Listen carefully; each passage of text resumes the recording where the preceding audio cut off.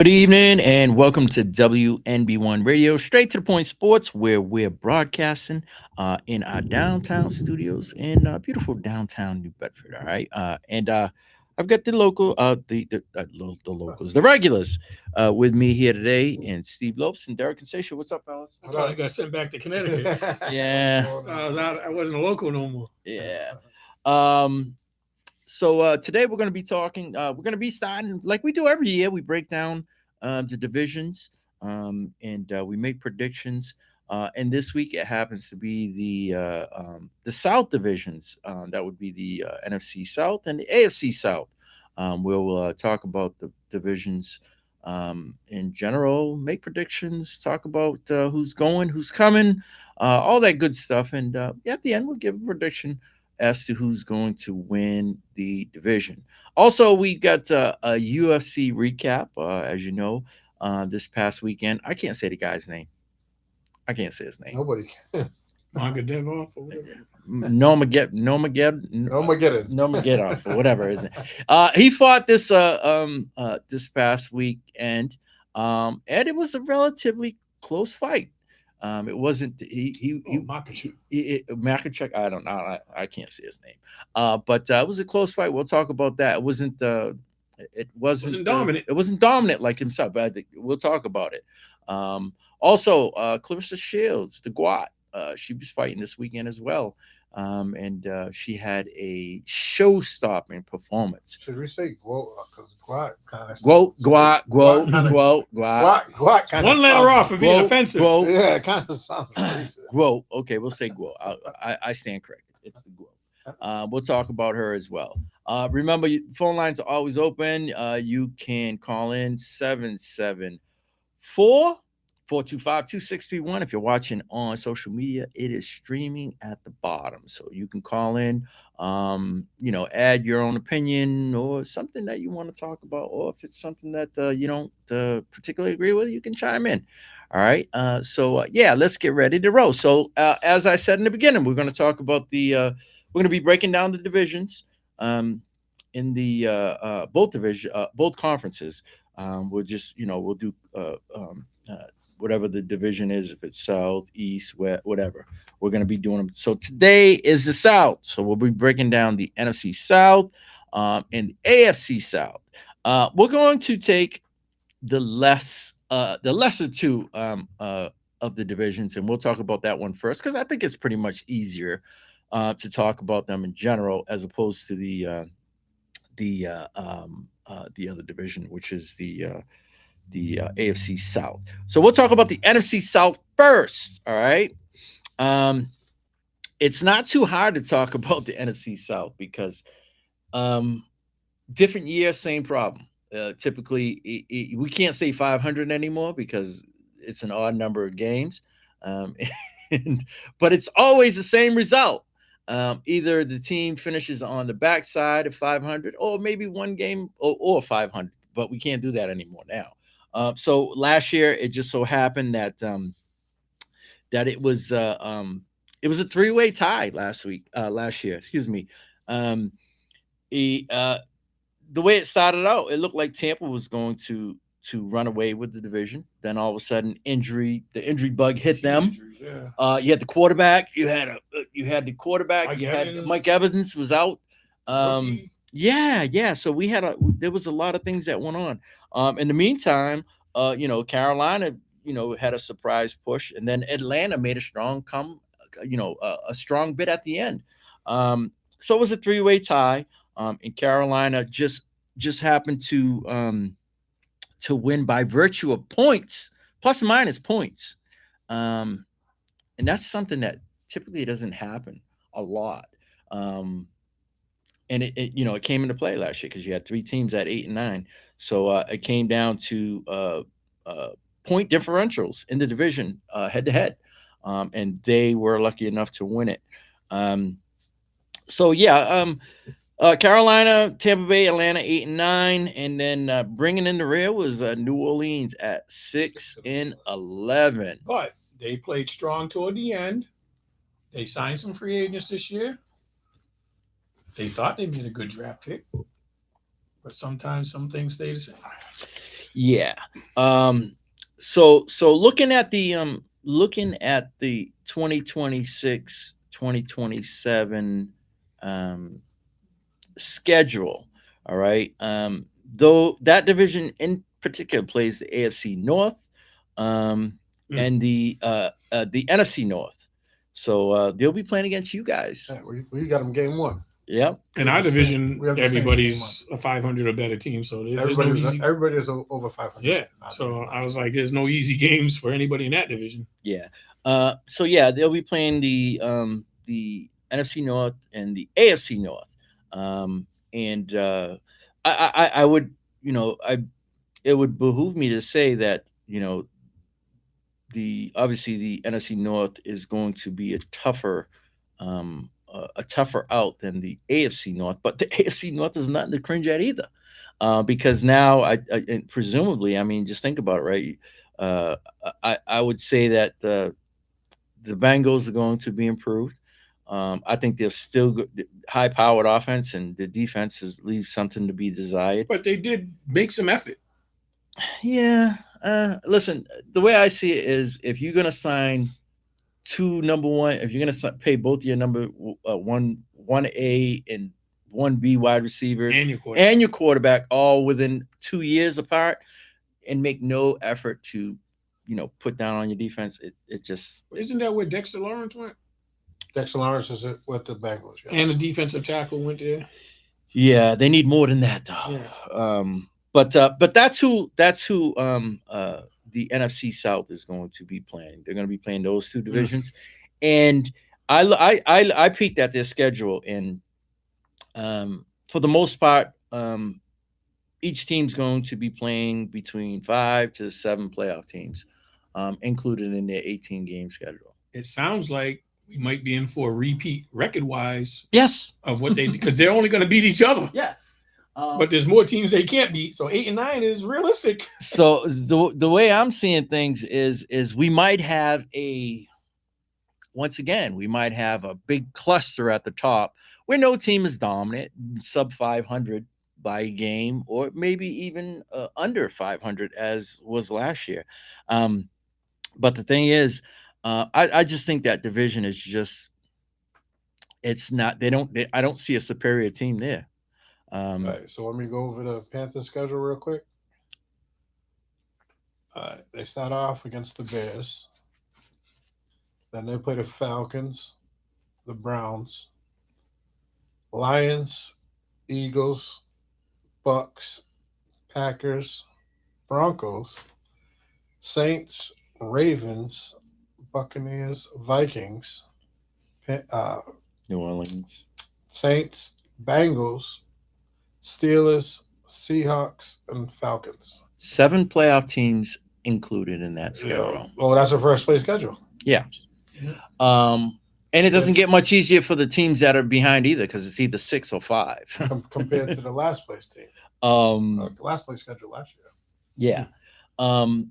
So looking at that, the playoff teams that they'll face are Chicago, Philadelphia, Green Bay, Denver, Baltimore, Pittsburgh, Seattle. All right. Those are the 7 playoff teams that they're playing. In addition to the good teams that are in your division in the North. Once again, all those teams were over 500, right? Mm-hmm. Yes. So that's what I'm saying. It's nothing to sneeze at. It seems that the NFC South has run into a buzzsaw as far as a schedule goes this year.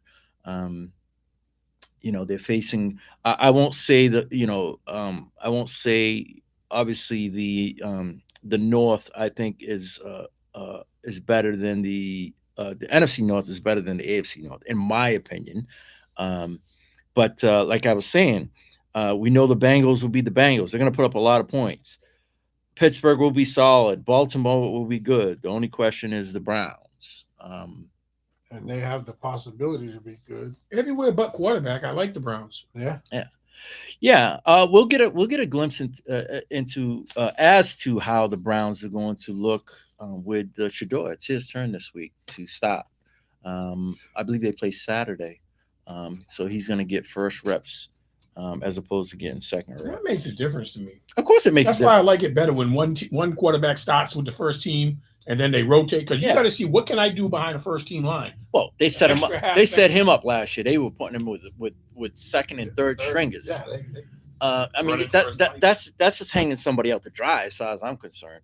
You know, you didn't want him to look good because because of what he did or who his father was in college, and you wanted to prove a point like, yeah, he is a fifth rounder. This is what you're seeing, and I think in large part a lot of it was to do because of the who his father was and how the demands that they were making. But I mean, you think about it, right? We've seen it done before. We've seen the Mannings do it, right? There was no repercussions for that.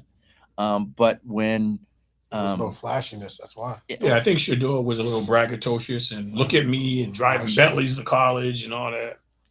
Well, I just look at it this way. I don't, it couldn't have been any worse than when, what's his name for Chicago? Oh, which one? Caleb. Caleb? Asking for ownership. Yeah, that's crazy. I mean, was that not crazy? That was nuts. He didn't play one snap in the NFL, but was he asking was for a ownership. top first round pick, whereas Shador went. But Shador, but in all reality, Shador should have been a first. Yeah, this is the point we're getting at. He wasn't a fifth round draft pick. No, Well, he wasn't. But you know what?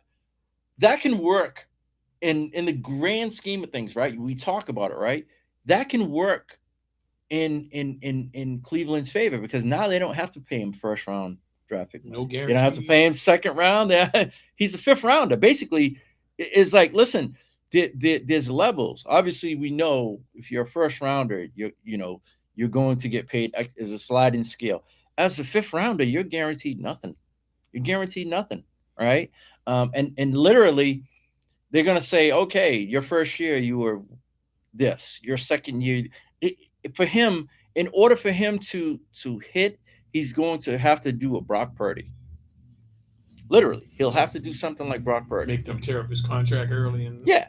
Otherwise, it's just going to be, okay, if he plays good this year, it's a slow progression. So the money's not going to be, it's not going to be like like Caleb. But the money in his situation, I don't think that money, whether he was a fifth or a fourth or third round, that because he's a quarterback on that team, it's not going to get to where it probably should be because of all the money that they're paying the starter. Yeah. Well, not the starter, but next year will be a different story. They can do. They've got a lot of wiggle room next year, in how they can. A lot of the money, a lot of the upfront money is already been taken. So now there's a possibility that like you may not see him on that roster next year. Which one? Watson? Yeah. But his whole contract is guaranteed. Yes, it's guaranteed. So, but how many years was it? I don't know. It was. I believe. I want to say it was. But he's saying the 4 years. upfront money. Yes, the upfront money is gone. It was the first. It was the first 3 years. It was the first 3 years that the bulk of the money was up front. But wasn't it the first year? Not because they got in trouble for like the first undermining year, the first year. He only got paid $1 million because he was hurt. Yeah. Yes. So the second and the third year, suspended. Second and the third years, the bulk money. They were talking about it the day before yesterday, and it's pretty much average money next year for a quarterback. It's nothing. I don't think it's like it's outrageous. Just think about it. He signed that contract 3 years ago. 3 years. You know what I'm saying? The base pay for quarterbacks was about $35 million, right? What was it? 5 years for 146 or something like that. Yeah. So just so all the upfront money is gone, and now it's kind of falling back. They're saying that chances are, unless he does something incredible, he probably won't be on the team next year.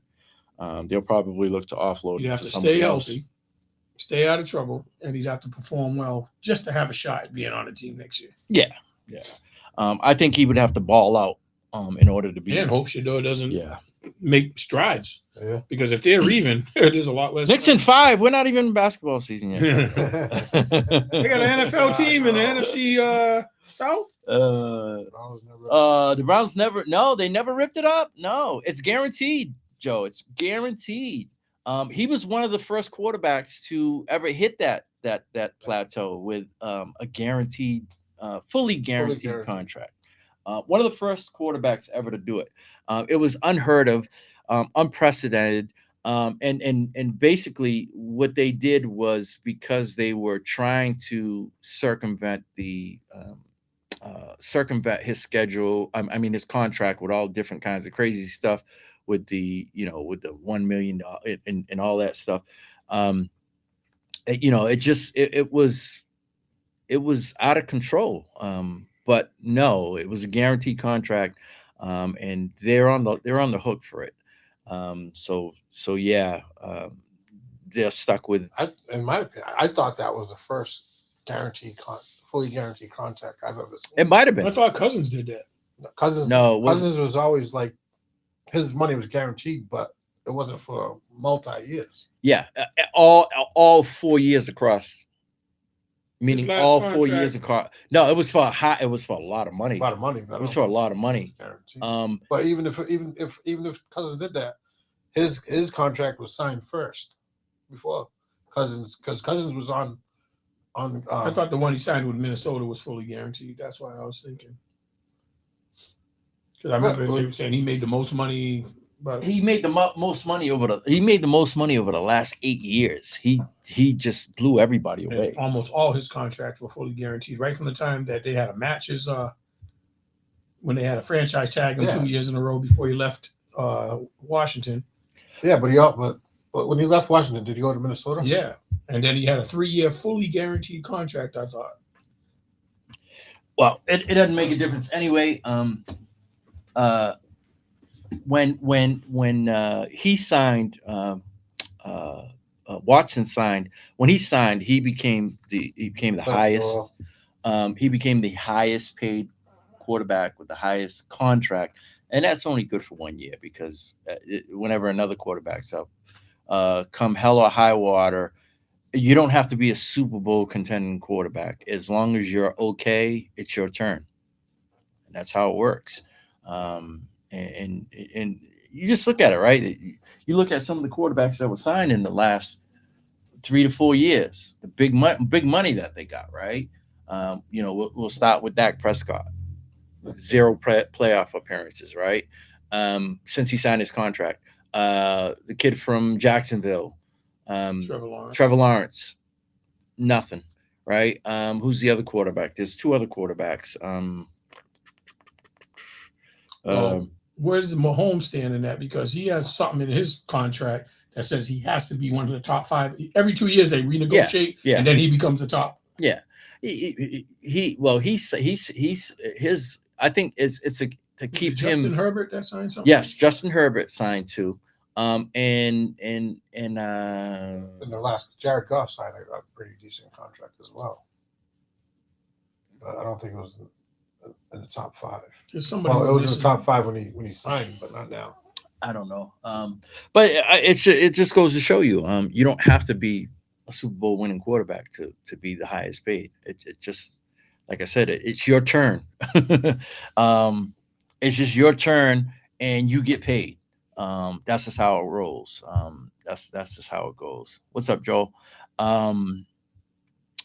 So yeah, it works that way. But with Watson, I don't think you're going to see him on the team next year for a multitude of reasons. I think he'll probably, what they'll probably end up doing is he'll probably start out by game 3 or 4. He'll probably be on the bench. And then I think what they're going to do, I think you're going to see them like platoon those guys. Unless he's winning. Yeah. And then at the end of the year, you know what they're going to do? Get back in there so we can showcase you. That's what's going to happen. See if they can get something for him instead of just outright releasing him. They're gonna do that, and they still have the protection of they still have 2 quarterbacks that they drafted, right? Would they be dumb enough to go for another quarterback next year? I don't know, but I mean, that's just a lot of wasted draft picks on quarterbacks to keep going and keep going and keep going. Nevertheless, let's get back to the NFC South preview. Do you guys see a clear favorite in this division? Like, we know who the last place team is going to be. Yeah, no, I don't see. But the other three could be interchangeable. I don't see any favorites. I just think that you're going to. I think because of the fact that Carolina was a playoff team, they're going to. They get the raw end of the deal, having to see more playoff teams. I don't know. The Bucks lost a big piece in that receiver, and that was going to be a point I mentioned too. Yeah. They got other people, but can they stay healthy? Godwin, who was the rookie 2 years ago that was good? He hasn't played that much. Not Ibuka. So they lost number one. They lost Evans Yep. to San Fran. They Levante David retired, and they lost cornerback Jamel Dean to Pittsburgh. That's a big. Well, you lost two pieces of your secondary. Yeah, Dean was their number one. Yeah, and I thought they lost one half of their running back contingency because remember they had Bucky Irvin and somebody else. Yeah, number one. I forget his name. And I think Bucky Irvin is. Well, they added Kenneth Gainwell. Oh, Gainwell! I think that's going to be good because of the way he catches the ball out of the backfield. They also added for defensive purposes Alex Anzalone. Yeah, go figure, right, Derek? And didn't their offensive lineman sign a record deal, Tristan Wirfs? I think they re-signed him before Vita. They re-signed him, and you mentioned that they signed Vita today, right? Yeah, 1 year, $30 million. So he just gets new money added on. He got a 1 year, $30 million extension. He wanted to be traded. Yeah, but he was only making like 20, so that money rose. What's all the chatter? Vita Vea is not happy. He wants to be traded. He wanted to be traded because of the money. But he just said he signed. Oh, he signed? Yeah. But it's only for 1 year at $30 million, which they're going to divide over these 2 years. So it'll increase, I think, $6 million a year more than what he was getting last year. And then he'll get the rest next year or something. So we all know that Baker Mayfield has something to prove, right? And he's also unsigned. So there you go. That's a reason I think, what's his morale going to be like? He has something to prove. He could come out guns a-blazing because he wants 2 years in a row now. He's in my eyes, he's overachieved. Yeah. Even last year being hurt, I thought he still played well enough. But you don't have a safety blanket. Yeah. This year. Yeah. Look for a new one. But he played well without him. I mean, he missed 6 games. He missed 6 games with that shoulder. The 6 games that he missed, they didn't do too well. Well, he was hurt. He was hurt 2 of them too. Yeah.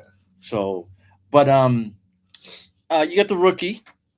Well, the one that was a rookie last year, Ibuka, yeah. And then you got Jaden McMillan was good 2 years ago, and he got hurt last year. Yeah. He has to start now. And it's funny. We talk whenever we talk. And Godwin.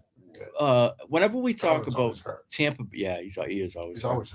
Whenever we talk about Tampa Bay, even with their coach, you got a defensive-minded coach, right? You're thinking defensive. Now it's slowly starting to change. It's starting to get better. Yeah, I don't think their defense is all that great. No, it's their offense that carries them. The offense is the one that's putting up 35, 30 something. They're becoming the Cincinnati of the NFC. Yeah. So I don't know. I find it hard to believe that they're going to get the success that they had last year because of the first place schedule. What about Carolina? They came on. That's what we're talking about. Carolina has the first place schedule. Who has a? I'm sorry. What about? Carolina has the first. They were in the playoffs. I like Carolina's chances this year because a lot of their young players stepped up. The only thing I wasn't thrilled about was it Dowdell they let go. They didn't let him go. They left to free agency. Yeah, he left. But they're betting on the kid that's been hurt the last 2 years from Texas, Jonathan Brooks, and I heard he's been looking really good in preseason camp so far. Yeah, but can he stay? Is he fully healthy? Preseason. No, but they just said he was never fully healthy. So, but they got him and they got Cooper what's his name? Yeah, Chuba Hubbard. I was surprised. I was People helping to surprised. stay healthy. Yes, I was surprised because Dowdo, He was the man for He was that. that. isn't he's younger too, isn't he? Yeah. He's younger. I mean, he played with the Cowboys for 2 years, and basically, yeah, I don't know. I thought they would have kept Dowdo. They need to fix their offensive lineup a little. Tutorial McMillan had a great first year. That's the receiver, right? Yeah, and he's tall and he's fast he's and he's good. got good hands. He has a good relationship with Young. So you know who they picked up? Michi. Yeah, They picked him up. and he has to stay healthy too, though. Yeah, That's the kid from Alabama, right? yes, Yeah. he's getting back with his And old went quarterback. he was doing good in Houston until he got hurt. Getting big, he reunited with his old quarterback. Yeah. Defensively, they got the edge rusher Jalen Phillips. Yep. They got the linebacker Devin Lloyd. I mean, those are good pickups right there. And you said about offense, so they added a couple offensive tackles, Rasheed Walker and Stone Forsythe. That was their biggest drawback. Yeah, They could run block, but they couldn't pass block. Yeah. So, and remember, their quarterback started off horrible last year. Got replaced. Came back. Yeah, what's his name? The old dude, the redheaded dude there, Dalton. Andy Dalton. Red And he was playing good. Then he got hurt. But when Young came back, He left it was like he free learned agency. something. He went to free agency. They lost him in free agency. Yeah, but last year Yeah, no, he yeah. overtook Yeah. Brian Young, which was real bad to be all those draft picks they gave up to move up to pick him. And when he came back after losing his starting job, it's like he learned something watching from the sidelines for those 5 weeks because he played well toward the end. And I'm trying to remember who their tight end was. I thought they had a young tight end that was developing. But similar to what we just said about Tampa Bay, their strengths are going to be on offense, but they're not as strong as Tampa Bay on offense. They picked up Darren Waller. But Yeah, we don't know what to He's going to expect. be a backup there. But they had a young Tommy Tremble is their tight end. Yeah, that's not who I was thinking of, but he's serviceable. But yeah, if that offensive line can open up some holes and pass protect a little better, but Brian mentioned the people they picked up on defense, but I thought, well, no, you know why their defense wasn't that good last year too? Didn't they have a real nasty secondary dude? Cornerback. Yeah, and he's back. Yeah. Healthy this year. They lost him early. J.C. Horn, and they have somebody else on the other side that I think they got in free agency. Mike Jackson, their backup is Akalib Evans. Oh yeah, Evans is the guy that's pretty good. But I thought they had a safety, but their defensive secondary got a little better. Trayvon Mooring and Nick Scott. Mooring, I think, is only a second-year guy. I think he was there last year. I think he was a rookie last year. And played pretty good. Zachy Wheatley and Lathan Ransom, their backups.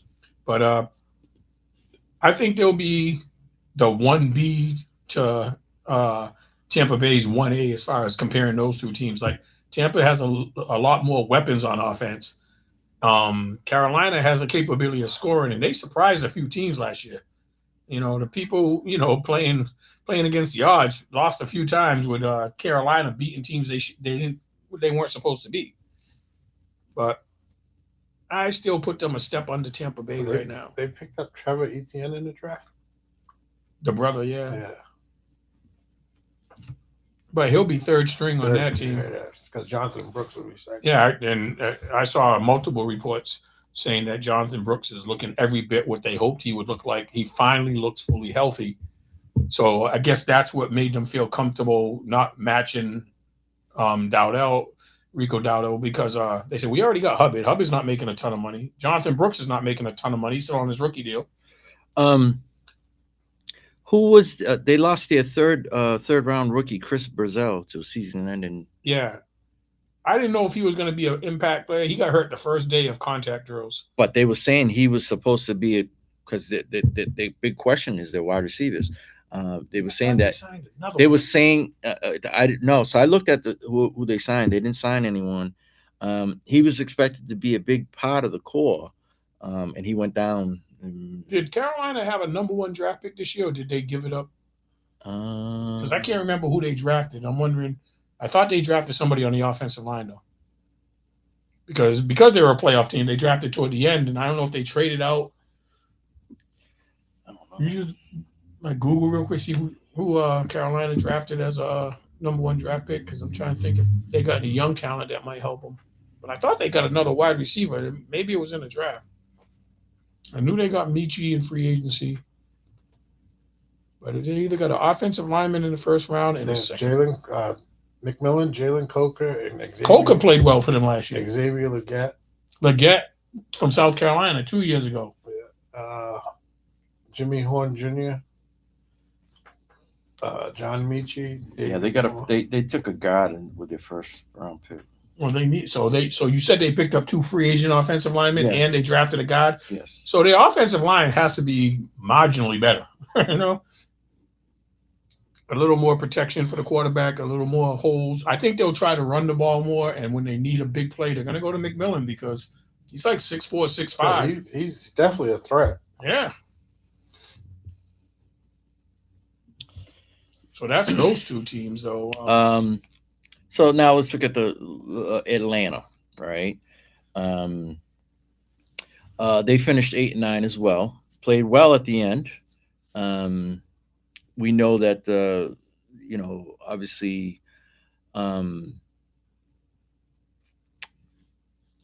they got Tua. They got as far as pickups there, they got Tua.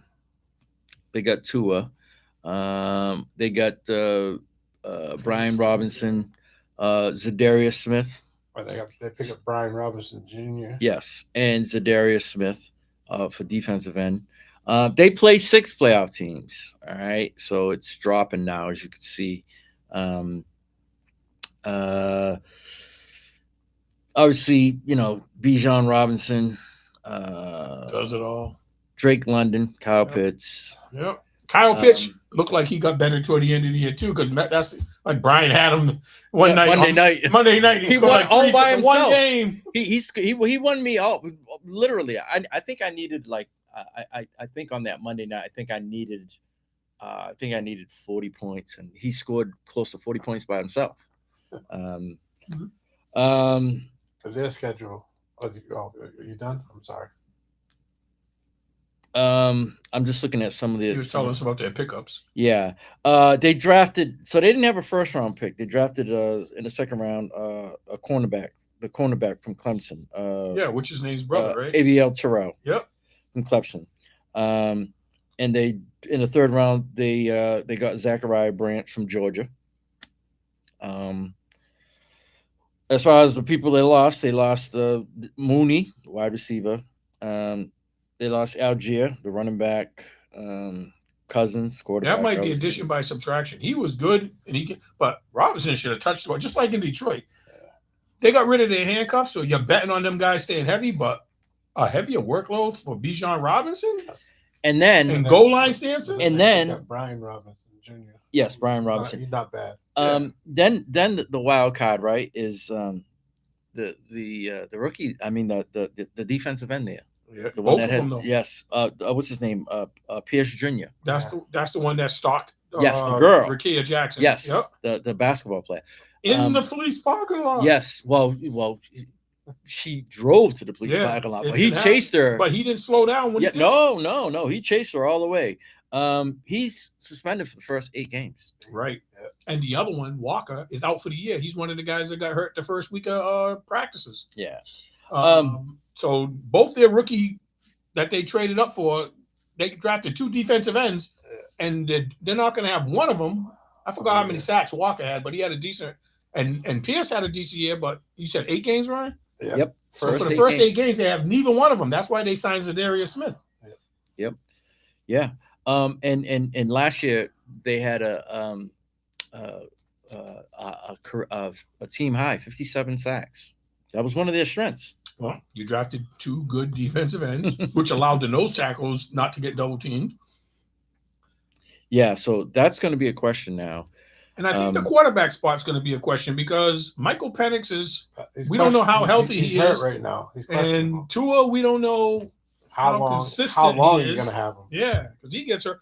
So we don't know who the leader. What's of good, the team Double? is, What's good? they have weapons at wide receiver, tight end, and running back, and they re-signed their top 2 offensive linemen. So their gauntlet is Pittsburgh, Carolina, Beatable. Green Bay, Saints, Baltimore, Chicago, San Fran, Tampa Bay, Cincinnati, KC, Minnesota, Detroit, Cleveland, Washington, Tampa Bay, New Orleans, and Carolina. I see a 7 or 8 win season. Yeah, it doesn't move the needle much on any of the teams. I was trying to count how many teams I thought they could beat. They play 6 playoff teams. But like I said in the beginning, it doesn't move the needle. It's like 6, 7. See, they say they play 6 playoff teams, but in our reality, no. There's 2 other teams, and I'm not being a homer with that. No, I know. We already said it. In Minnesota, we already said it. The North is better than the North. Yeah, because from top to bottom, there's no easy outs. Yes. So yeah, it does. The needle doesn't move anywhere between 6 to 8 games, give or take. I mean, I don't see a lot. It doesn't move. And it's amazing how much compare and contrast this division has, because everything we said about the first 2 teams, they got explosive offense. One of those quarterbacks got to step up though, and I think they're better off if it's Tua, because of the experience if he stays healthy. But the question mark, because of losing both those defensive tight ends, Brian just said they had 58 sacks. Yeah, who's going to replace that? Their first 8 games is Pitt, Carolina, Green Bay. Yeah, they played 5 out of their first 8. Saints, Baltimore, it's a pretty big challenge. San Fran, Tampa's. So can they stop somebody? Because I think they'll be able to score. And in that, San Fran is going to be much improved. Yeah. I mean, so there's no easy out there. I mean, their first 8 games, they could have maybe 2 wins. Yeah, but this is the same thing we're saying about the other 2 teams we just talked about. So out of those 3 teams, because we know New Orleans is going to bring up the rear, and their bye week ain't until week 11. Yeah. But then you look at their next 8 games, right? Yeah. Tampa Bay, Cincy, KC. Then they get a bye. Then they got Minnesota, Detroit, Cleveland, Washington, Tampa Bay, New Orleans, and then Carolina. You almost think they had a number 1 schedule. Yeah, it doesn't get much better. Oh, that's a tough schedule. This is the thing. Once again, in playing, looks may be deceiving, right? Because the NFC North, you only had the one team that went to the playoffs, but all the other teams are good. It wasn't like they were, they weren't good. So in reality, Green Bay didn't make the playoffs. That's what I said. No, well, the Bears made the playoffs too. Oh, 2 teams. I'm sorry. But in reality, you look at Detroit and you look at Detroit and Minnesota.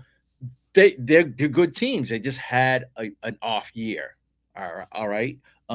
So now in moving forward, I mean, I looked at your schedule. You guys got one of the easiest schedules. Oh yeah, we got like I think it was 4th or 5th easiest. Yeah. So they were saying if you guys don't get 13 wins, it's a crying shame.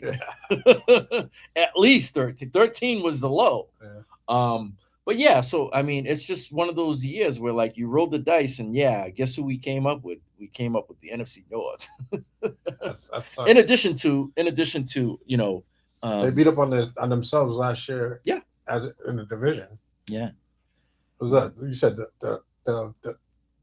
the number 1 seed in that division was 8 and 9, correct? It was they were all 8 and 9. It was just a tiebreaker. The tiebreaker was points in the division, plus minus. That's what it came down to. But that's why I'm saying there wasn't much of a difference last year, and it doesn't look like because they both have the same similarities. They all got strong offenses. They all got questionable defenses. There's no separation.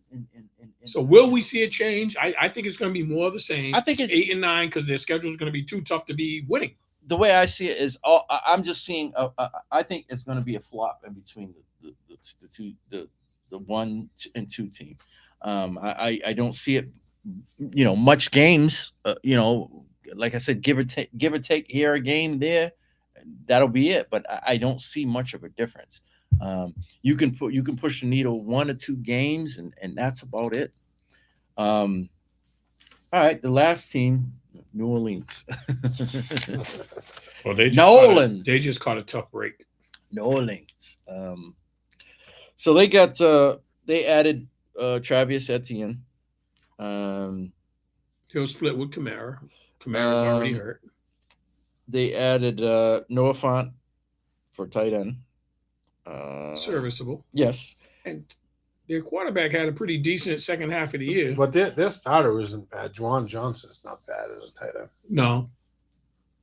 Actually, he did pretty good last year. So I guess that's just insurance. But their number one pick, who slid in the draft because of injury concerns, is already out a minimum of 8 weeks.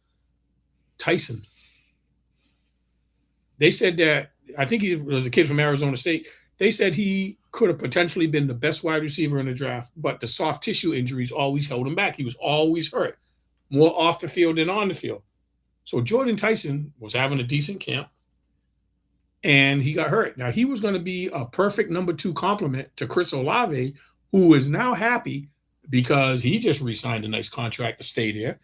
He already knows the system. He's got a relationship with Tyler Show, or Shuff, however you say his name. It looked like things were starting to come together. And Brian just mentioned that Etienne went over there. They brought in Fant for depth. Their problem is going to be defense too. What a surprise. Every team in that division, their offense is making strides, but their defenses aren't. They lost their best linebacker, Demario Davis. And the best on a bad defense. Yes, who's been their staple for a decade now. And Cameron Jordan don't want to be there. Disinterested. Disinterested. I'm not part of. I don't want to be in a rebuild at this point in my career. And he's in the teens, right? For how long he's been in the. He wants out of there in the worst way. Maybe he's a perfect trade deadline. Well, candidate. He wants out of there until they pay him.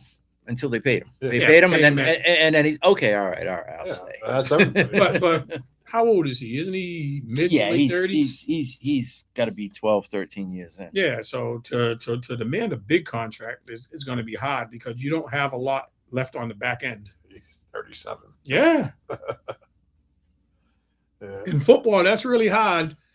I'd give you a series of 1-year contracts, but I'm not guaranteeing you nothing because it's a struggle for you to stay healthy. I don't know if he dyed his hair or his head's just straight gray.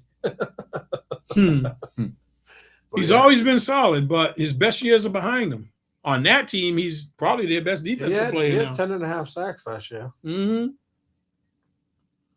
But losing that linebacker, there's going to be less people to account for. They didn't have a lot to account for as it was. Yeah, looking at that. Yeah. Now. But I was curious with the addition of Travis Etienne and if Jordan Tyson, Jordan Tyson would have stayed healthy because they would have had a 1-2 punch at wide receiver.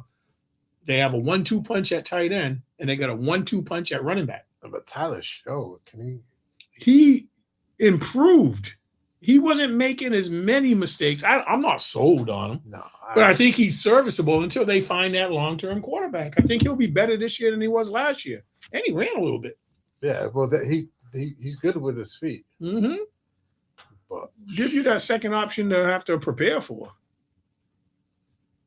I just can't get over the Jordan Tyson part because that was the big knock on him his whole college career. And he can't even make it through his first training camp.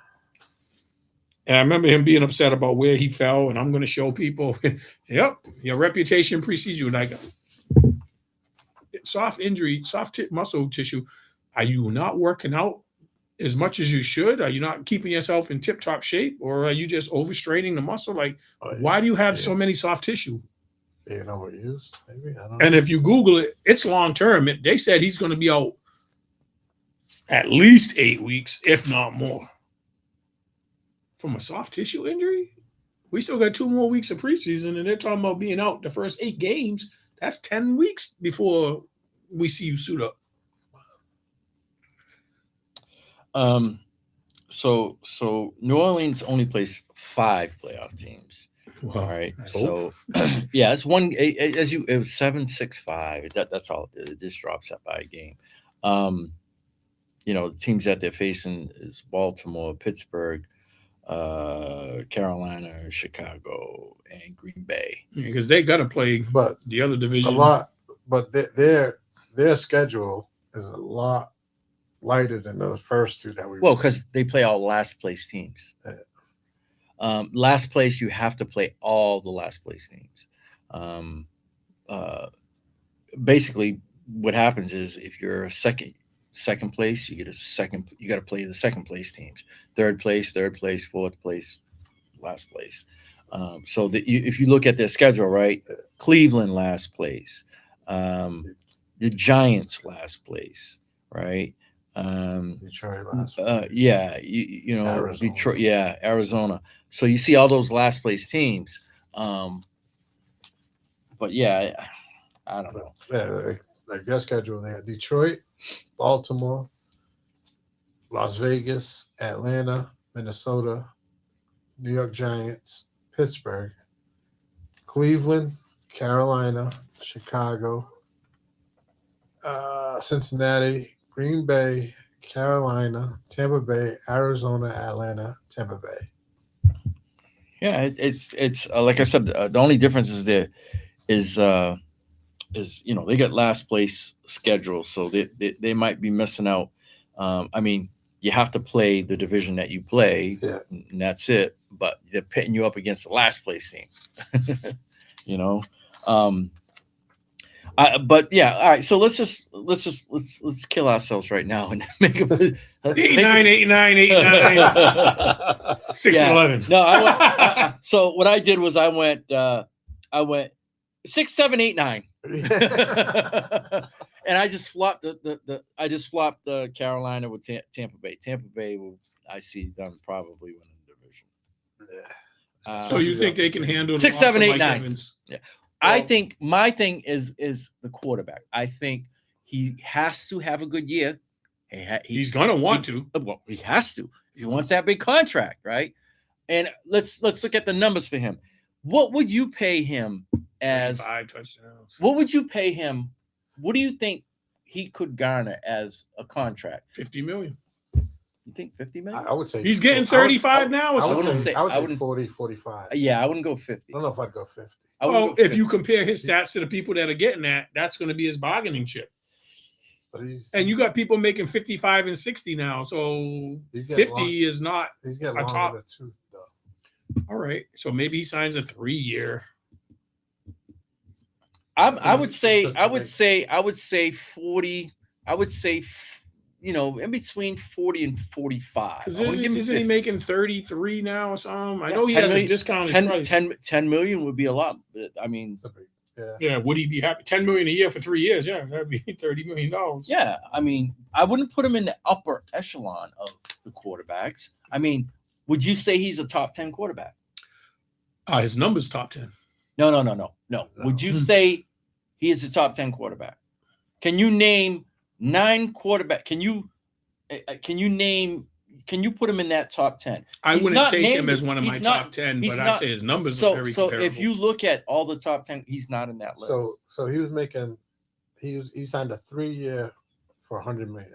33 million. 33 His million. last contract. Yeah. Yeah. So you give him 10 million that's a substantial raise. That'll put him in the 40 million, which is good enough.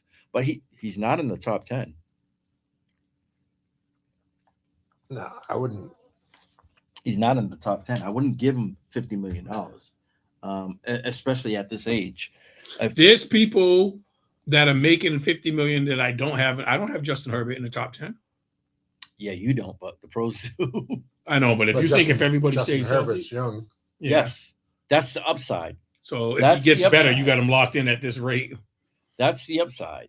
But yeah, I don't know. I wouldn't put him. I wouldn't put him in the. I wouldn't put him in the top 10. So if he's not in the top 10, then you definitely can't get in the 50 million club. So can we see? Can we find out real quick what salaries 11 through 15 are on the top? If we say the top 15 paid quarterbacks, let's see what 11, 15 get, because he's in that area. It drops. Yeah, no, but that's I a don't- comparable- I don't disagree. That's a good comparison, right? I don't disagree.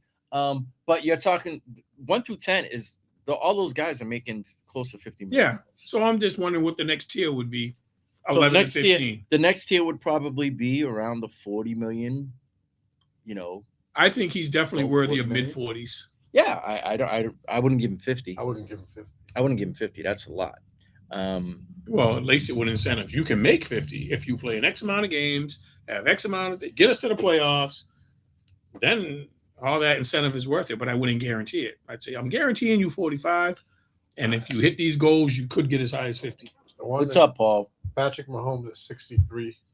Yeah, but we're looking for 11 to 15. Right, No, he's telling you. I'm going down. You said the Dak at 60, Stafford at 55, Josh Allen at 55, Jordan Love at 55, Trevor Lawrence at 55, Joe Burrow at 55, Brock Purdy at 53, Goff at 53, Justin Herbert at 52. That's 10. Now Lamar Jackson 52. So now you still got guys Jalen out of Hurts that 51. Deshaun Watson at 46. So there's your mark right there.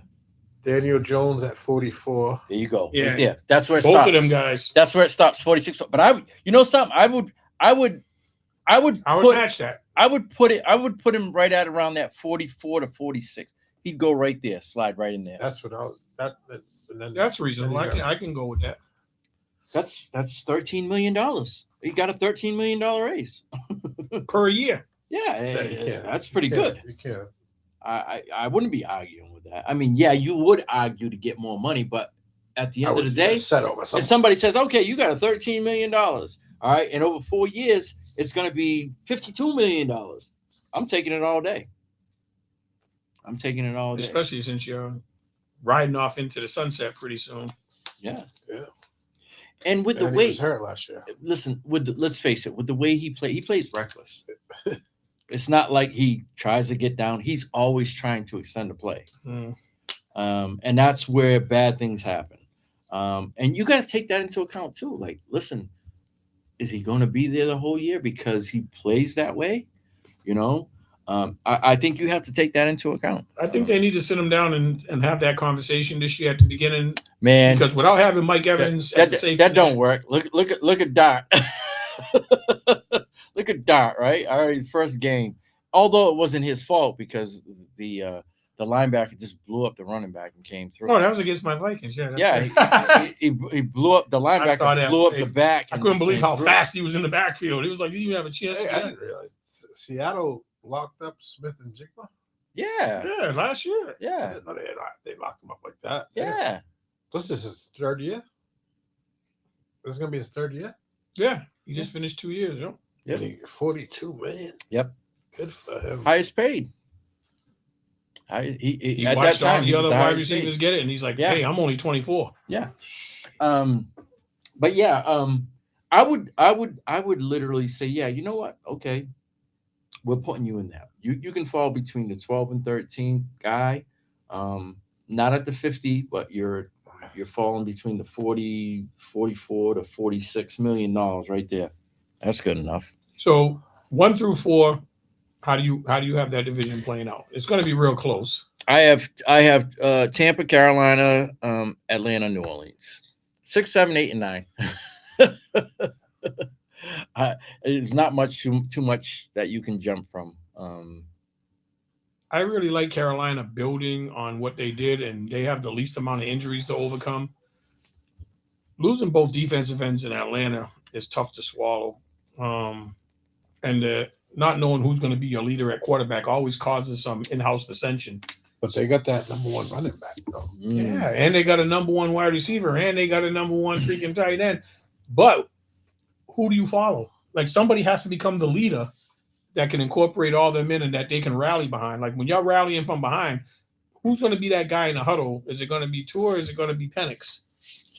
The leader don't have to be the quarterback every time. No, but when you're playing from behind, you want to be able to have confidence in your quarterback to get Drake London the ball, to get Kyle Pitts the ball.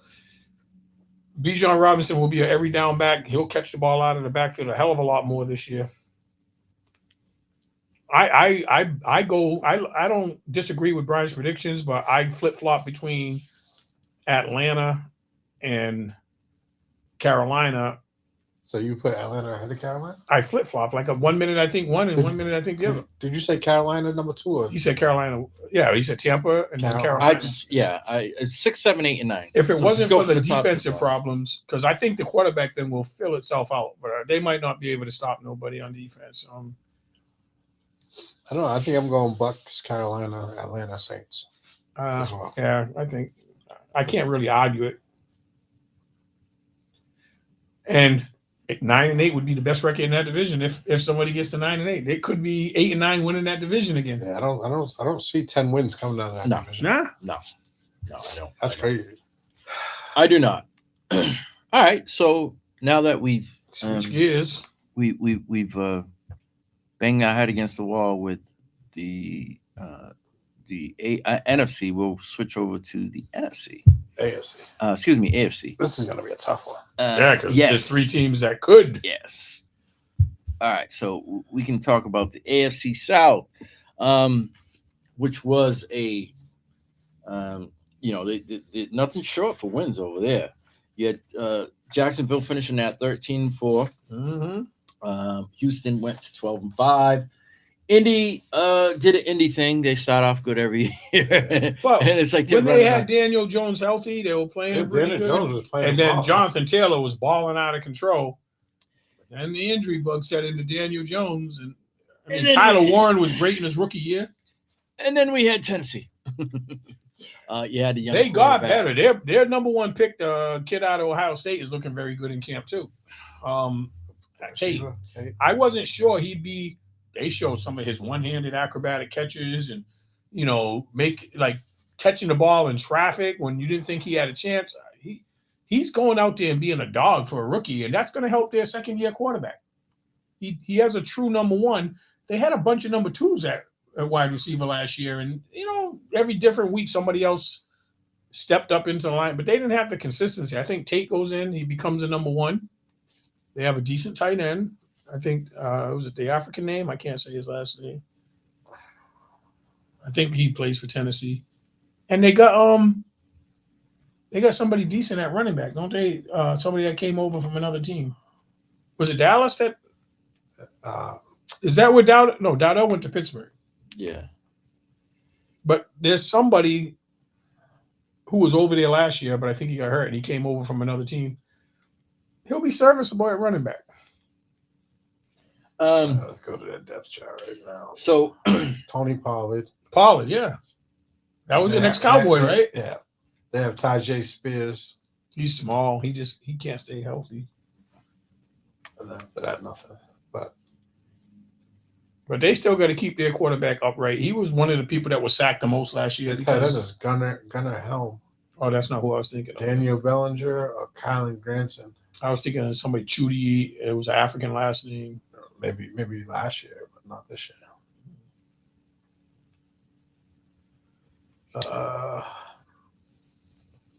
And I don't think their defense is anything to write home about either. The defense, we're in a 4-3 base. Can't say anybody. Conversely, Houston. Houston. Conversely, Houston has who was one of the top defenses last year, and they got stronger this year. Yeah. It's you look at it and it's like it's such a shame that they lost. You look at how well their defense played, and especially when they played the Patriots, and how poorly the offense showed. Yeah, what do you have? 6 turnovers, 7 turnovers. 7 turnovers. And their running back was hurt. Now that's another area to improve. That you got Montgomery from you guys. He'll be the bell cow there. But even that guy he'll be what Mixon gave him. Yeah, they had a backup that stepped up a little bit, but he wasn't dependable like Mixon was. Woody Mox was good. Yeah. He was good in spots, but also now their wide receiver room took a hit with season-ending injury to Higgins. Tank Dell's coming back, but we don't know when he'll be fully healthy. Yeah. That puts a lot of pressure on their number 1 wide receiver, Nico. Yeah, people will try to take him out and say, "Who else is going to beat us?" Xavier Hutchinson is pretty good though. Yeah, but the one that got hurt for the year, he was their second leading receiver last year. And they got the But tight end. he got Dalton hurt Schultz. in he got hurt. Who? You're saying that the other wide receiver he got hurt this year? Yeah, he got hurt he got hurt yesterday. Oh, did he? Yeah, Jaden Higgins. Oh, I didn't see Out that. for the year, ACL. Oh, He was their didn't number see 2 receiver behind because he stepped into the role that the guy that tore his knee up Tank Dell. They had 2 number 1. They were both from the same college, both from Iowa State. I did not. see Jaden that. Noel and Jaden Higgins, and Higgins was the one that really played well last year. And Jalen Noel's questionable as well. Yeah, that's weird that 2 wide receivers from the same team got drafted by the same team. But he's going to have to step up to replace because the other one, the one that got hurt, was really. I forgot. Not as a big deal, but Jadavian Clowney went back to Houston. The rich get richer. He might not even start. No, he's not starting. He'll be a situational. He's not starting. But they added somebody else too. I'm trying to remember who else went there. It's like an embarrassment of riches. They already had a top 3 defense last year. Them, Denver. And they just got stronger. And that's what I think gives them the edge in that division in spite of their quarterback. Because Montgomery's going to make it easier on offense because they can be consistent with a running game and you don't have to put all the pressure on your quarterback and Nico Collins. Yeah. But Jacksonville did show some. They have a good 1-2 punch though with Montgomery and Woody. No, they do. They're going to have a decent running game. But I think their offensive line. Oh no, it was the guy that went to Washington, Tunsil. He got hurt already. Yeah. Torn pec muscle or something like that. They don't even know when he'll be able to come back because they said that's your chest and shoulder strength because it's connected to your shoulder. So the AFC South plays the AFC North and the NFC East this year. It's not an easy task either. It's not an easy task, but it's not like the NFC South. They face a different set of circumstances. Houston's schedule is Buffalo, Cincy, Indy, Dallas, Tennessee, Jacksonville, Giants, bye week, Chargers, Cleveland, Indy, Baltimore, Pittsburgh, Washington, Jacksonville, Philly, Green Bay, Tennessee.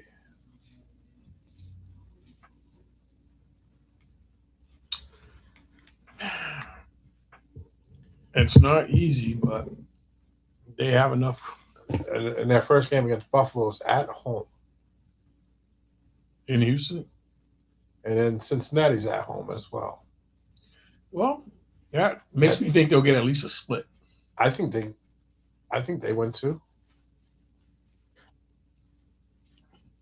We know their defense is going to keep them close. And if that offense doesn't turn the ball over, if they run more than they pass, they'll be all right. But do they have enough? Like, did Jacksonville win that division last year? Yes, 13-4. They lost in the AFC wildcard round. A very close game to Buffalo. Yeah. 27-24. But they don't have Travis Etienne no more. I thought Jacksonville should have won that. They should have. And just like both of those teams played very well in the playoffs. You just think about it, right? That game against the Patriots was in the snow, and it was like fumbleitis. Yeah, their quarterback lost in that game. He threw 4 interceptions. Yeah, and he fumbled that 4 might have times. been the conditions because he had a big step forward last year. They got good wide receivers. Who's the guy that came over from the Raiders that used to play from the Patriots? Who's that for Jacksonville? Are we talking about Jacksonville? And they got Parker Washington, and then they got the other kid who had it down here. I didn't know we were off of Houston yet. Oh, I thought we were talking Houston. Well, we were just talking about how they fared. But both teams respectively played well in the playoffs. Nothing to be ashamed about. Like I said, Houston went all the way to the divisional round with the Pats. 28-16. That was a game in which it snowed. and the conditions were. That's tough. Tough for those warm weather teams. Yeah, I mean, but some of the passes that he threw, that was like awful. they were ugly. Who the hell are you? They were ugly. Like, just just like, throwing it up like here you go. I'm under duress. I don't want it. Yeah. Them type of passes. That was awful. But like I said, both teams, they played well. They represented real well. The Jacksonville game, it took Buffalo coming back to win that game 27-24. So yeah, they both fared decent in the playoffs. Nothing to hang their heads over. Did Jacksonville acquire any decent free agent pickups this year? You know what? I'm trying to think who went there. I know Travis Etienne is gone, but they're saying Brian Thomas should have a bounce back year. Parker Washington stepped up last year, and the guy I really like is the guy that just came over from the Raiders that used to be the Patriot. I can't think of his name right now. Jacoby Myers. Yes. So all three of those are capable. That gives a lot of variety in choices for Trevor Lawrence, but is their running game that guy with the African name there? By Shao too. Yeah, they're really high on him, but I don't know if he's a lead back. I think he's better off at a number 2. Mm-hmm. And even at number 2 is Chris Rodriguez Jr. He's explosive but not consistent, and he gets hurt. But their receivers are pretty good. Yeah, all three of them. Ryan Thomas, Parker, and Washington. Strange at tight end. Yeah, he got hurt for a little bit last year. That took some momentum away from them. So, and their defense is pretty decent, right? No, they got a lot of young guys that they built up over the last, like Trayvon Walker, mm-hmm. Arik Armstead, Devon Hamilton, Josh Hines Allen. I don't know. Yeah, I think they lost one of their linebackers. Forsaid Alukin. Their middle linebackers, Ventrell Miller. Left cornerback, Travis Hunter. He's still lobbying to play both sides of the ball, and they're saying you're better on defense. They're gonna put him on. But they got 3 decent wide receivers. They don't have to let them play and bring them in on special packages for a change of pace. Or if somebody gets hurt, you give them a little more of a look. I would let them be a lockdown cornerback. Yeah. It'd be different if they didn't have a wide receiver capable, but they got, if they're healthy, 3 guys that should be playing. But are they the class of that division, them 2 teams? Yeah, I would have to give it to one of them 2 teams. Yeah. You think Indy's that far behind them? No, they're not. I don't think they're that far behind them. But the defense. Yeah. Indy's defense? No. Houston. Oh, Houston's puts them over, in my opinion. I think Houston's defense puts them over both of the Indy and Jacksonville. Yeah. It's just that quarterback. So you would think that Indy is closer to Jacksonville than they are to Houston just because Houston's defense is far and away the best. In my opinion. Yeah, I believe it. And it all comes down to quarterback play. You don't turn the ball over with that defense. Even when you do turn the ball over, depending on where you turn it over, with that defense, you still got a shot. Do you believe that Daniel Jones can come back and replicate what he started? Because he was a reclamation project. And he showed that, especially when they kept Alec Pierce. Now, they lost their big wide receiver. He went to Pittsburgh. But I like what Josh Downs can do if he stays healthy. He was beat up a little bit last year. He's a nice slot receiver. He's been beat up. And Alec, is it Alec Pierce? Who's the wide receiver that did real good for him? Yeah. Alex Pierce, yeah. He's a tall guy. He's a fast guy. Yes. So they got 2. And then they got Tyler Warren at tight end, who had a great rookie year for them last year. That's Daniel Jones' safety tag. If something breaks down, he can check down to Warren, and Warren is more than reliable. And of course, you got if Jonathan Taylor stays healthy. But even their backups, DJ Giddens isn't bad. It seems like they're all right on offense. It's just the health of Taylor and the health of the quarterback. And they got old man Keenan Allen, who's reliable. Yeah, they signed him to be a veteran presence. He's reliable, though. WMB1 Radio. What's up? It's them boys. I missed the first half. We're not talking about the Cowboys. The Call back in 3 weeks, bro. What? How can you we're guys doing not be each talking division, about bro. the Cowboys? Call back How in can 3 you guys weeks. not be talking about the Because they boys, suck. man? It's not their turn, bro. It can't be the Cowboys every week. No, we're talking about the AFC. We're breaking down divisions, so it's the AFC South this week. Man, I could have sworn I heard y'all say something about the NFC. No, Before I Yeah, came the on. NFC South. South. We NFC did South. we did one from each conference. The NFC South. Now we're Oh, in the you AFC. doing the South? Yes, Okay. we did Well, the NFC Y'all South. close We'll talk enough about to the Houston. AFC Tell South. us about Houston. Hey, it's going to be an all Texas Super Bowl this year. Oh, no. Yeah, why are you answering the phone? He's the only one that says that. No other Cowboys fans. No. It's gonna be an all Texas Super Bowl, man, for the first time ever. Oh, what a glorious event that would be, man, to see Houston and the Cowboys, Yeah, man, let me know when that battling Madden out. tournament Hey, ends. you got PlayStation? Don't be a hater. Don't be a hater all your life, Steve. You got Hey, PlayStation or Stevie Xbox? Well, C. yeah, just tell me the last Hey. time Dallas went to the Super Bowl. Maybe I'll believe. Hey, your Vikings, they rolling out that miniature quarterback. But I'm not claiming Gonna- they're going to the Super Gonna Bowl. put That's y'all the in the difference. basement. You were Hey, claiming y'all this gonna be in last the year, basement the in year that league. before, this year. Oh, we ain't talking about the NFC. Yeah. That's right. Remember, no, my bad. AFC South. I got it. AFC South. Yes. All day. Texas all day, man. Texas is, I ain't gonna lie. I'm a little concerned. I take that back about the Super Bowl, man. I just give you a hard time on that. But C.J. Stroud, man, can't quarterback a lick. So I think that's going to be the thing that's going to hurt them. Their defense is going to keep them in games. Y'all already know that. They got the top defense in the NFL right now, hands down. Well, I won't say hands down because if Aaron Donald shows up in the Rams uniform, that will be the number one and you got defense. Denver. But yeah.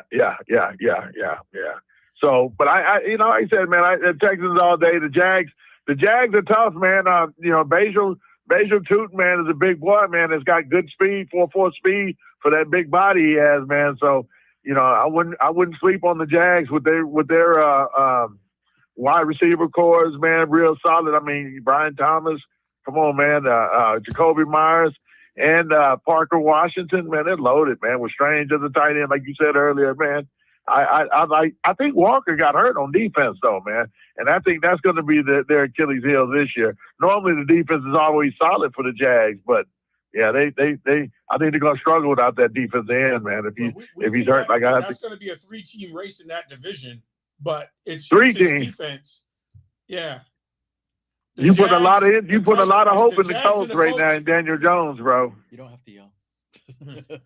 You don't have to yell. He can hear you the same. Yeah, way. but the Colts is tough, man. How, man? If Daniel Jones gets hurt, that's a wrap, man. Oh, yeah, that's for So you everybody. can say the Just same like thing it about- was last year, they just fell apart when he you got can say hurt. the same thing about C.J. Stroud. I could say the same thing about any one of those quarterbacks. It's Yeah, a big but the Texans defense, y'all, is gonna win games for them, man. Yeah, Colts don't have that Listen. defense to match that. Oh yeah, The Colts don't have that defense. But the thing is, right? So we saw what happened when the offense failed them in the playoffs. I mean, if your quarterback just isn't producing, I don't care, at what level. You can only roll the defense out there so many times before they're gonna break. Who did the Texans lose to last year? Pats. They lost to the Pats, and the quarterback looked like doo-doo. 5 turnovers. The Pats won the Super. I mean, they went to the Super Bowl, man, right? Yeah, I know, but listen, you know how many times he turned the ball over? 5. Yeah, but we talking about winning the division, not going to the Super Bowl, right? No. So my thing was, if we could say the same thing about any one of those quarterbacks, Jacksonville, Houston, Indy. Let's not even talk about Tennessee because that's a totally different story. No, they're in the basement. We ain't gonna talk about that. Those 3 teams, right? They finished 1, 2, 3 last year with the top 2 going, making the playoffs, and they played. There was nothing to hang their hat over. We said that Jacksonville lost to Buffalo in a game which they could have won, and then Houston they lost in the divisional round to the Pats 28-16, only because of the fact that the quarterback had four I think it was 3 interceptions and 2 Turnovers, a fumble. Yeah. But yeah, I mean, we could say that about any quarterback about if you lose them. But, Well, and I agree with you, but I still flip it on you and say, yeah, but that defense that the Texans had separates them from that scenario because that's going to be enough to win in that division. yeah. You know, that's all I'm saying on that. The thing about it is, man, Mills Davis or Davis Mills, whatever his name is, the quarterback for Houston, I like him as a backup stepping in more than I like any of the quarterbacks that had to come in for the other two Like names. him over Because Anthony who's behind your boy Blondie Sunshine? What's his name? Trevor Lawrence. Who's behind him? But Nobody knows. You like him better than Anthony Richardson? Anthony Richardson can't see out one eye right now. So what are we talking about? Y'all know he you know they're trying to find a way to cut him without the disability people messing with the coach. He really can't see out the other eye, and they're disguising it right now. They're getting away with it right now, but he keeps on throwing them interceptions like that, and they're going to end up cutting him off of that. So I don't think, man, that he's going to be somebody we really need to talk about because I don't think he's going to make the team this year. Paul, let me ask you a question. Did you see the injury yesterday in Houston? Yeah, you talking about Jaden Higgins? So yeah. That's the only question mark I'm giving Houston because everything else, with the addition of Montgomery, I think their running game comes back. And that takes a lot of pressure off Stroud. He doesn't have to throw the ball as much. That takes the pressure off Nico Collins. Yeah. But they needed him as the number 2, man. And when he went down, I was telling these guys, he was their number 2 receiver. And they didn't really have a strong running game last year because what's his name was hurt. Mixon was hurt most of the time. Now Woody Mock stepped up and did an admirable job, but he's a number 2. Yeah. Montgomery will fill that shoe up real good on that. Now, don't think that the Texans don't have receivers, man. They drafted not only Higgins last year, they also drafted his mate, his running mate at Iowa State, Noel. He's hurt too. And now he's hurt too. Now I didn't hear that one. And Michi is. Oh no! Yeah, but Tank Dell, Tank Dell is back, y'all. By the way, I don't know how long that's gonna last, or if he was ready for the beginning of the year. Yeah, they're saying he's ready. He's gonna be ready. He's gonna suit up, man. They say he's ready. Trevor We'll see. Backup is Nick Mullins. Oh, that's what it's Mullins. Yeah. He can throw you. Oh, yeah. The one that was at San Fran time ago. Yeah. And Minnesota. Oh, man. Throw 5 touchdowns and 5 interceptions in the same game. So. Yeah, no, I'm not feeling that one, man. So I definitely think Texans, Jags, Colts. Texans and Jags battle for the top spot. I don't think the Colts gonna have that great of a year, man. And the wide receiver question marks. How you let Pittman go to Pittsburgh, to Schittsburg? She goes, I'm sorry, I've got to keep it PG, my bad. But how do you let them go to? How do you let them go to the Steelers like that, man? Seriously, Pittman. To me, that was your best receiver. They signed Keenan Allen the other day. Come on, man, he's too old, man.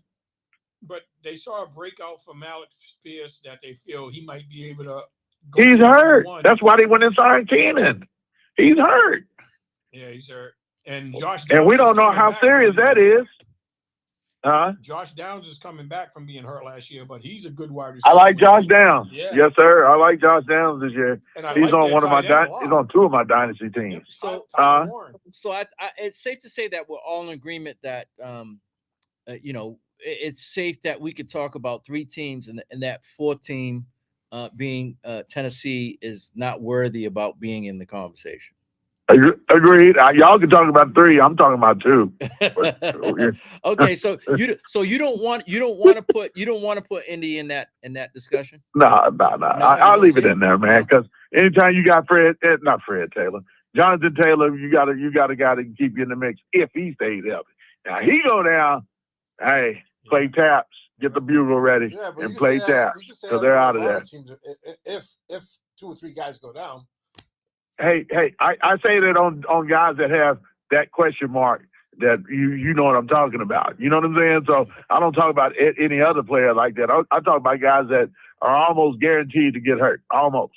Okay, so in your opinion, for this year, if you had to rank those 4 teams, How would you with a win percentage? What would you give them? Starting with the first place all the way down to the fourth place team. Without looking at the schedules right now, offhand, I think the Texans are probably maybe 10-7 winning that division, or 9-8. I think the same thing with Jags. Either they one game away from them, and I think the Colts, man, are like 6 or 7 wins. 6 or 7 win team. Tennessee is probably 3 or 4. They'll be in the lottery. All right, so I'll give you my prediction. I have Houston. Right. I have Houston at 11-6. Jacksonville Right. at 10-7. Indy at 9-8, and then Tennessee at 6-11. Okay, you getting Tennessee 6 wins. Whoa. They're playing the last place schedule. And Kyle looking good. He'll be the Robin to the quarterback, the second-year quarterback there. Cam Ward. Hey man, I like Tate. Yes, sir. If you've seen his highlights, I was like, he's been a real dog in preseason. So Tennessee, obviously, with a new coach, maybe it'll breathe some new, something new and different in them, and maybe it'll inspire the young quarterback. You might be on to something with that statement right there. I just thought about it. Saleh is the coach for them. Yep. And the one thing Saleh knows how to do, he knows how to coach defense. And they got a pretty good defensive line coming back, man. And more importantly, his enthusiasm on the sideline. Yeah. He's a player. Yeah. You see him running up and down on the coach, and he goes to war for his players. Yeah. So, I think that's why Texas defense was like that, because it's their coach that they got. Coincidentally, him and Saleh was together in San Fran. Yes. I think just breathing a different mentality. I think they'll probably win some games that they probably have no business winning. But nothing too serious. It's his first year. Yeah. He's inheriting a lot of used parts. Give him 2 years. Yeah. Give him 2 years. Yeah. Hopefully they got that kind of plan and stay, because you know how these NFL owners are, man. I want you to win now. Oh, yeah. I don't 2 or 3 years. That's a long time. That's an eternity for a lot of these owners, man, especially if you ain't used to winning. Oh, yeah. It's been a while since Tennessee won. I mean, yeah. That's what I'm talking about. It's been a while. Some owner like that can get pretty antsy. I know if it's me, I'm a little antsy. Yeah. Hey, man. Okay, go ahead. I'm sorry. Yeah, no. So we needed a fourth to see, what that division was looking like. All right. I got one parting shot. Go ahead. I got to give y'all some messy stuff every now and then, and this one concerns my Dallas Cowboys. Oh, wait. Is it about a relationship? But yeah, I've seen that already. Go there. You know that. So I go ahead. I'll break it to the guys. I'll let you break it. I've seen it already. No, if you gonna break it, I'll let you do it then. But yeah, Von Miller. Go ahead. Go ahead. No, go ahead. Do it. Do your thing, brother. CeeDee Lamb is allegedly, I don't know. I did see this. Is allegedly dating Von Miller's ex. And didn't he sign with the Cowboys? He just signed with the Cowboys. His BM. Yeah. How long ago was they ex? Hey, recent? It's a BM. Oh. That's his ex-wife, bro. Yes. Baby Yeah, mama. Baby's mama. Baby mama. It's his ex now. Yeah. It's his ex. Yeah. Yeah. And I'm telling you, I physically have seen them together. I'm telling you. So I didn't know that was his. I didn't know that was his ex. That's why. I told you I'm right in DeSoto. Did I ever tell y'all that, by the way? He's a Texas guy. So and, he's a Texas guy, so. And he's a DeSoto graduate, and so I was like, oh snap! And everybody was talking about that at the gym the other day, and I was like, oh my goodness! And I started looking it up. I said, oh man, I saw the girl. I'm like, oh yeah, I didn't see him CD with her a couple of times. Yeah, so they had. That's crazy. They had I seen it yesterday. They had it on one of the blogs on that I follow. And one of the guys came up. He says, I don't know if this is true or not, but then they started showing pictures. So so yeah, there is some realness to it. Now, how it translates, fortunately they play on opposite ends of the ball. But you don't want CD going over the middle and Vaughn dropping back and like, okay, here's one. Take this one with you. Yeah. Hey, so that's what broke up what's your boy name? AJ Brown and Jalen Hurts was over some girl through a third party, they say. So hopefully they ain't gonna spread here in Dallas. Man, what's up with these players doing this stuff like this, man?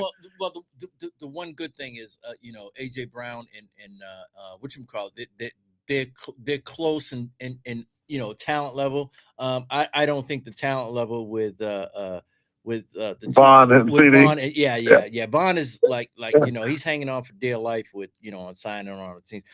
He's only going to play a third of the snaps. We know that. No doubt. He's going to. But you got to remember something else. He's a Dallas baby boy. Yeah. Well, they should have signed him 7 years ago. Yeah. Hey, with too much money then, and Jerry didn't want that heat. If the dude didn't pan out. So yeah, Jerry don't like that heat. Well, look at some of the Texas natives that he's passed on. Right. You look at some of them that he's passed on. So just some of the people in the last 2 years period that he's passed on. Yeah, how does this become a Dallas talk, man? This is AFC South, bro. It was a parting shot. Yeah, it was a parting shot, man. Parting shot. Stop hating, man. Derek, golly, man. I know we ain't got nothing to talk about the kittens, man. And they never in the news. We get it, bro. Hang up. We get it. Listen. Listen. He's still so sour. In 3 weeks, we're gonna make it personal because we can get to talk all that smack in the fantasy football. No doubt. I'm there. 3 weeks. One, two. I'll be who you talking about next week. Well, not Dallas. No, it won't be Dallas. It'll be someone else. So probably the West teams, AFC and NFC West. So call back in about 4 weeks. Not 4 weeks. I'm gonna call back. Hey, it's football season, baby. I'm with y'all during football season. You know that. My guys like to mess with you. Hey, listen. So there's a reason why we did this because obviously, but the Cowboys will probably be the last week because you got the home team favorite opposite of them, right? AFC East, right. East. You got the Patriots. Okay. So that'll be a huge contingent of people who will be chiming in then because obviously they want to talk about the Patriots and there's a huge following with the Cowboys. There's a method to the madness, my man. You saw my AFC East prediction already, right? AFC East. No, tell us real quick. It's in there. Buffalo, the Patriots, the Jets, and then Miami. Okay, that's not too far off. Yeah. Hey, back to reality, Patriots. Well, back to first place schedule. Back to reality. Yeah, ain't no sneaking up. No more coming through the back door. No quarterback getting hurt before the AFC playoff championship game. It's a whole new season now, baby. Yeah. And Tom Brady's not coming through that door, New England. Yeah. Love y'all. All right, later. See the other deuces. All right.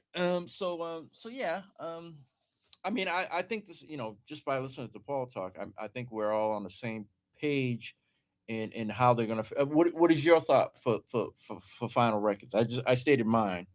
I just went through the Houston schedule. Yeah, honestly, I see them winning no more than 9-10 games. I got them at 11-6.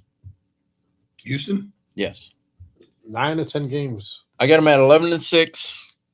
I got Jacksonville falling up at 10-7. Indy 9-8.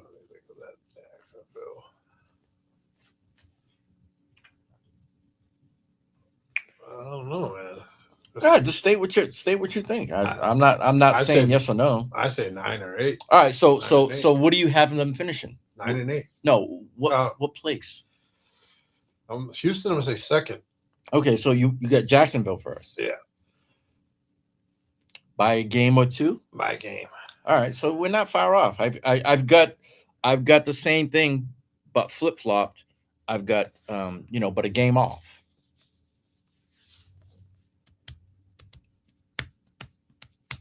So then I'm going to take it that you have Indy and Tennessee following behind. Yes. How about you, Steve? Winning the division, I still got the Texans. And I'll also say 11-6. And then I'm going to go to Jacksonville.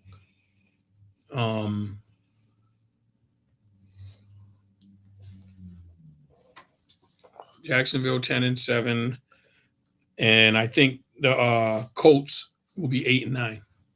I got them at 9-8. Yeah, I just don't know the health of Daniel Jones and how healthy Pierce is going to be, because he didn't respond well to the offseason surgery. So if he's out for an extended period of time, their defense isn't good enough to keep him in games.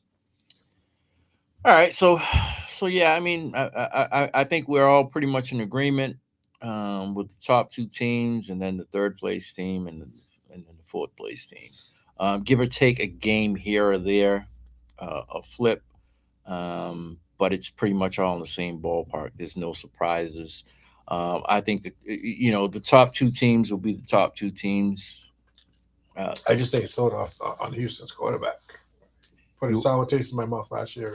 Yeah, but you know what? But like with that running back addition, he won't have to be relied on to do as much. But think about it, right?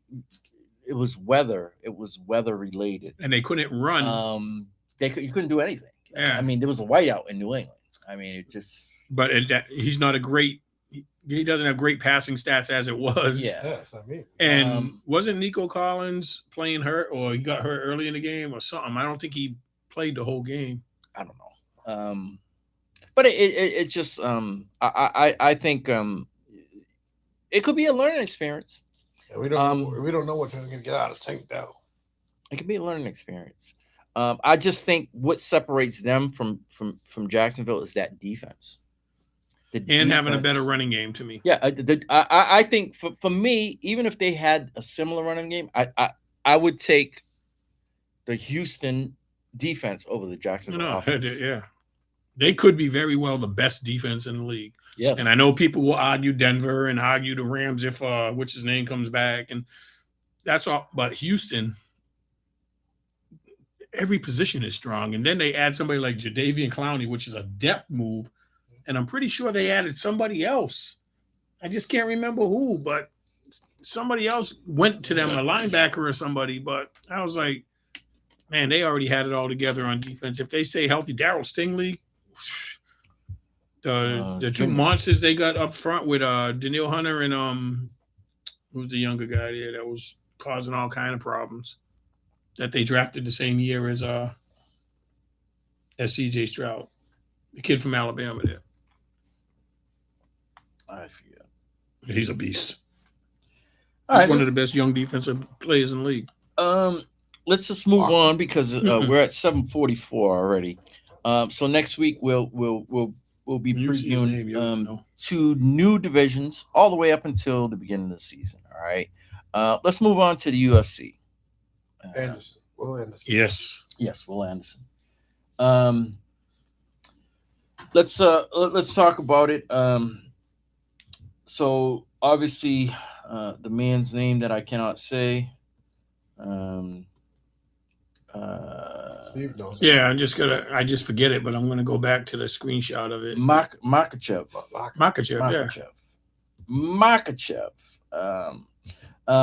He fought against Machado Gary. Yeah. The Ian. That's his name. They call him that. It wasn't easy. If we look at the scorecards, he won by unanimous decision. But I thought it was closer than that. A couple of scorers have it, had it at 49-46. One had it at 48-47. I think if he doesn't get those, if he doesn't get in the fourth and fifth round, if he doesn't get those takedowns, you're talking probably maybe split decision because those late takedowns enabled him to I think the size difference. I think because that dude Gary was tall. Yeah. What was he like 6'5", 6'4"? And he's a real good striker. He's a striker. He gave him all kind of problems with the takedown. We all know Makachev. He mauls you. He does what his mentor did. Once he gets you, he takes down anybody, and once he gets you on the ground, you're at his mercy. he had trouble getting him to the ground with consistency. And when he And- tried to stand up and box, he was getting beat to the punch. And even when he took him down, he didn't. There was a few times Dude where he got couldn't up. keep him down. Yeah, he got up. A lot of times he would take guys down and he would mount them. But I thought in that fight, what's his name? Daniel Cormier did a great job in talking about him keeping that front arm and his head above him, not letting him get height on him. And every time he said it on cue, the dude did it. He kept that front forearm and his chin above Makhachev's, so he wouldn't allow him to mount him. And what was the first thing he always did? Went to the fence to use it for leverage. And then he slowly worked his way up, and then he got out of it. Yeah, he got up 2 or 3 times that I can remember that. Yeah. Usually when you get taken down by this dude, it's a wrap. You're there for the rest of the round. Yeah, he keeps you on your back. And he did that. Like I said, late in the rounds, if he doesn't have those takedowns, it possibly, because those kicks were lethal. It caught his attention, like, whoa. Gary's a striker, though. Yeah. And it was different. But I was kind of happy that it didn't happen that way, because seeing somebody on their back for as much as I respected Khabib, I did not. I appreciated the science.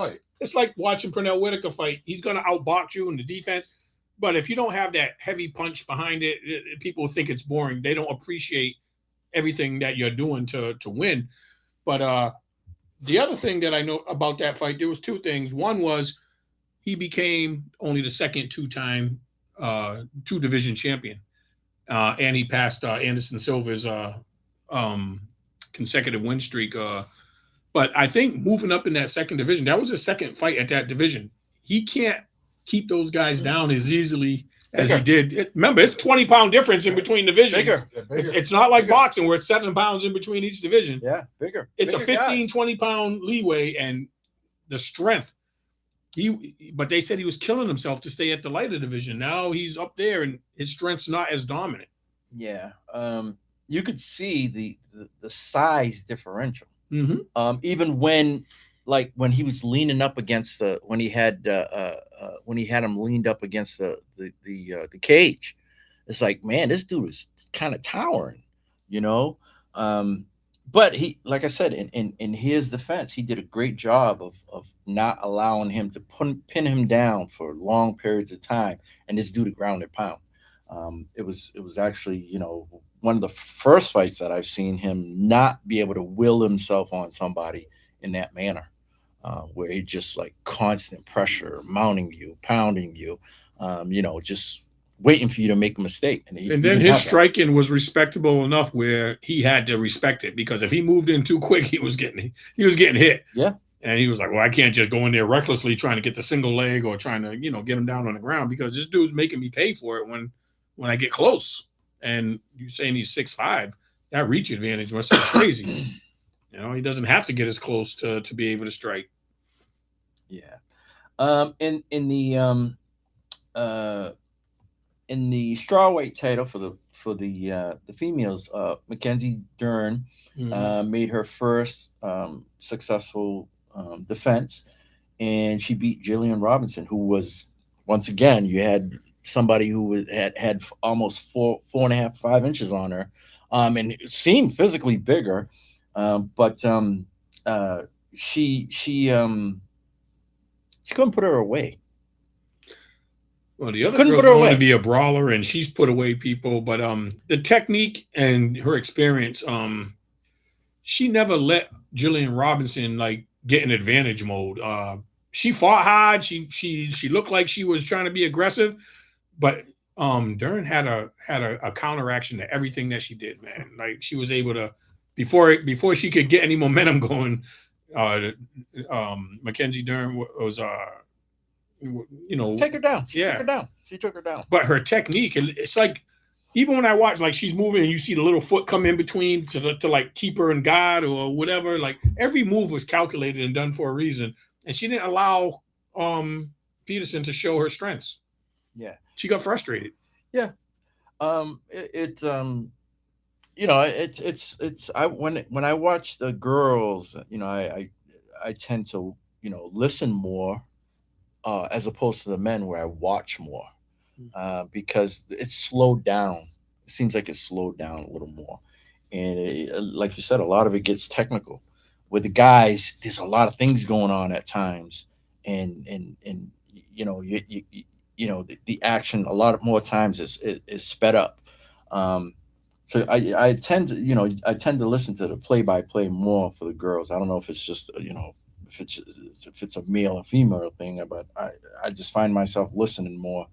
Um, and like you said, the tactical things that she was doing, she tried to choke her out a couple of times, and you know the wrist control and all that stuff, and not allowing, like you said, that foot to get underneath, and you know with the half guard and stuff like that.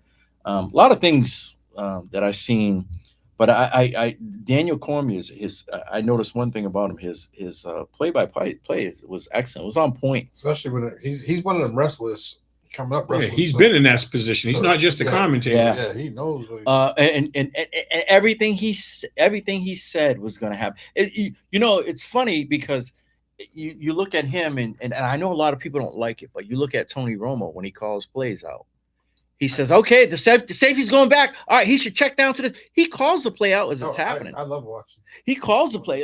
A lot of people don't like him. I don't know if it's because he's a Cowboys I think I quarterback like or him as whatever. a commentator. as a commentator, he's But he'll call the play out to a T, and I thought Cormier did the same thing for both fights. He was calling it out, and I'm looking for it, and it's actually happening. It's like, hey, listen, this guy knows what he's talking about. Yeah. You know, so you gotta take your hat off to him.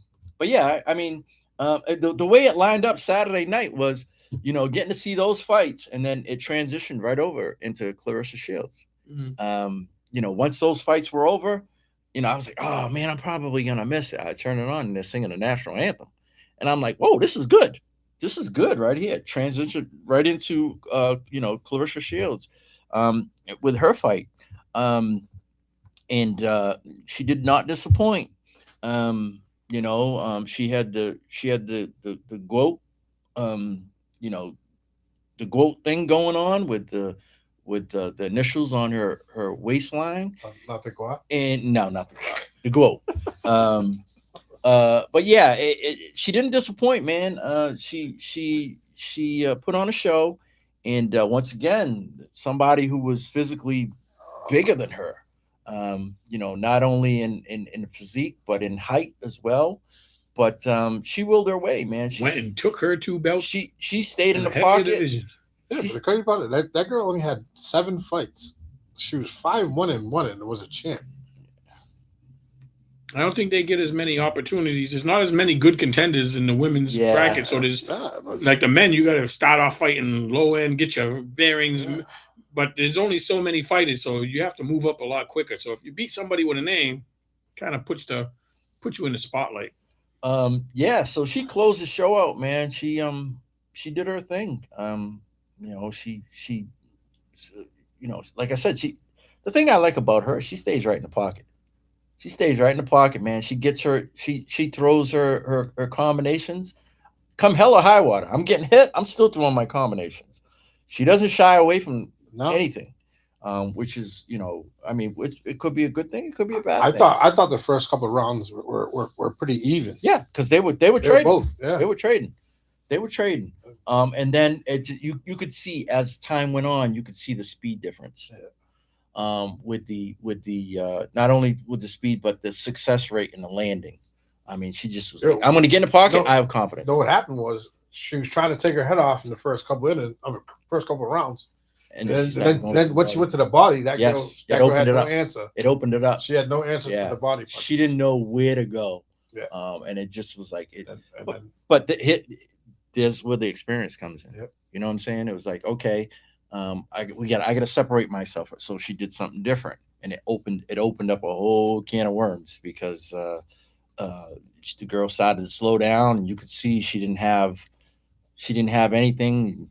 And Clarissa she closed the show out. Once she hit that body, she was. Oh yeah. She was. Oh yeah. Now, I screenshotted something. I want seen that we were talking about boxing. I wanted to make mention of it. Um, Now if I can only find it. Oh, while you're doing that, we got a pretty big fight coming up Saturday with Rowley and Lopez. Tiafimo. Yep.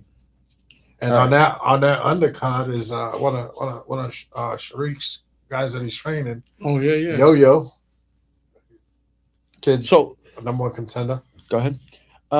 So in a matter of 29, 12, in a matter of a month, these fights, I noticed it. So you got Rolly and Tiafimo. Yeah. Then the following week you've got Atimu and I can't even say his name. Philip Hargrovic or whatever his name is. The following week, then you got Garcia and Ben. Ben, yeah. Then you've got the fall on that same card is Apatia, whatever his name is. I can't say his name either. Against Meckelin, and then a month later you've got Alvarez and Billy. That's gonna be good. Yeah. A lot of people are sleeping on that and Billy kid. Yeah, That kid can throw punches, man. bang, He bang. bang. And Benavidez just signed us to fight September. I screenshot it. Let me look up who he's fighting, but In September.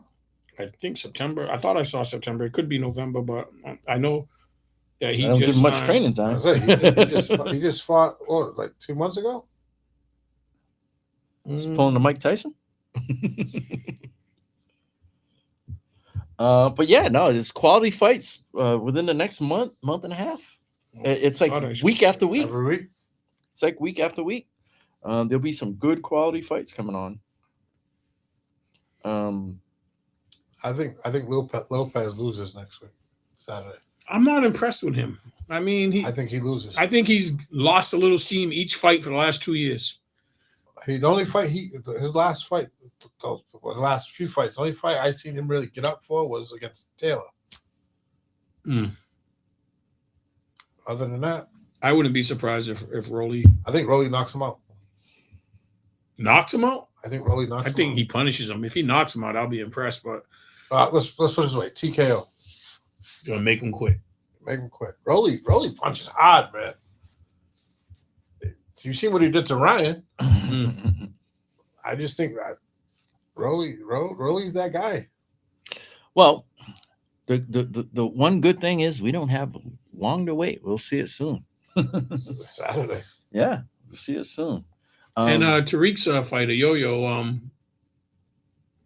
is what's the rank of the guy he's fighting? Because he's in the top. He's the number Five one. now. He's the number one contender. He is. He's the number one contender in 3 out of the 4 belts.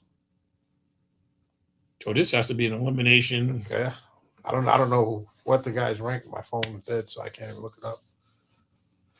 But hopefully he puts him out. That's that dude. I tell you what, that dude's a puncher, man. Oh, he bangs too. He's a puncher. Yeah, we watched his last fight at Port. Yeah. But like I said, the good thing is we don't have to look too far. For good boxing, it's going to be consecutive. Well, September and October are usually good months. You got the Yeah. Mexican holiday, and like it seems like everybody takes this. Well, no, they don't always take the summer off, but there's always good fights in I thought September. the Mexican holiday was in May. Yeah, there's 2 of them though. Oh, they have 2. Yeah, because that's why Canelo always fought in September. Mayweather always fought in either May or September. One's Independence Day and one's Cinco de Mayo, I think. Cinco de Mayo's in May. Yeah. So it might be Independence Day, I guess. Yeah, but it's a big Mexican holiday, and plus it's Hispanic Heritage Month, so all the countries around the world are celebrating, and that theme's actually carried over to our next event for the radio station. What, Labor Day? The week before Labor Day, I believe. Yes, it is. Yeah, because we're doing our event September 4th, and Labor Day September 6th. The 7th, 8th, and 9th or something. September 6th. Well, September 6th is Labor Day is the Monday, so it's September 7th. The 6th is the Sunday. It's that weekend. Yeah, so we're the beginning. We're Friday. So the 5th is That's a holiday too.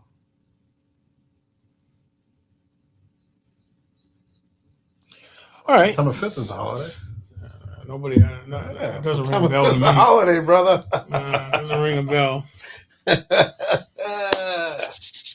Yeah. All right. So next week we'll be previewing Not September 5th. another division, both AFC and NFC. Football's in the air. Maybe get some college football in next week. Yeah. They're only 2 weeks away from the start of the Yeah, you season. can get some college football in there. Yeah. Get some bowls. And we can also talk about we can talk about it next week too, about the rule change that just was handed down today Yeah. about guys who have left to the pros who don't catch on with the final roster. They can actually return back to school. But that just. Some people are like, Coach, can you cut me? I can go make $5 million a year as opposed to 200,000. I know it's tough, but that's just shitty for the guys that've been working hard at camp. Yeah, now somebody's going to come in and take your job. And then, you recruited me, told me I was going to start because this guy's gone, and now I'm second. Pretty much. I don't like that. Once you're gone and they said you're out of eligibility, I don't like somebody reinstate, especially if they're already in a pro camp. They're doing it in basketball too, though. Because there's talk about Dylan Mitchell going back to school. And that's crazy. It's like, yo, you just played summer league for the Celtics and did pretty good. Now, well, my second round paycheck won't be as good as my NIL money. So the NIL's been a gift and a curse because, the kids are getting paid, but now they're staying in school longer, but for the wrong reasons. They're transferring every year. Who's got the biggest wallet? I'll go play for somebody based on what I can make. Come on, you think about it. College is not supposed to be a professional sport. If BYU wasn't giving out money, yes, AJ is not going to BYU. Well, he did go to high school out there, so maybe he had a liking to that area. But I agree. He probably he already had an idea that he was going out there. Mm-hmm. It's just he probably already got money from there because he's not from. There's nothing about him from Utah. As a black man, I kind of like the Utah area. Yeah, live out there. All right, so next week we'll talk more football, including NCAA football. But so that's it for this week. Once again, if you're not doing anything on Sunday, come through Port Royal, the Dottie. We only got 2 weeks, this week and next week remaining before we wrap it up for the season, man. But when summer's over, don't get me wrong. I get disappointed when summer's over, but I love when the summer's over, football starts. That's the only thing I like. Yeah. I like September and October because the weather's not real cold yet. But then once you get into November, December, as much as I love football, now you got to venture out into the cold. I tend to stay in the house and watch games more. But so we get to do it all over again next week. Make sure you tap in to Straight to the Point. And we will not be talking about the Cowboys next week. So no, that'll be saved for last. Like I said, you got it makes sense because you've got to like I said, Dallas and the Patriots on the same week. Yeah, you've got they're the home team, and then you get somebody that has the one of the biggest followings. So that'll be last week. But I'll tell you what, you might want to tune in for the NFC North talk. Yeah, I think I'm gonna have to put you in different. You're gonna put a barrier. AFC talk. We're gonna put a barrier. NFC North is gonna be tough too. That's two good divisions. Well, I can tell you. I know what you guys are already gonna say. So that's gonna be an easy one. That's gonna be easy. I'll tell you what. I don't think any of us are gonna pick the Bears to win in that division. No, not this year. But make sure you tap in next week, next Thursday, same time, 6 to 8, right here on WMB1 Radio.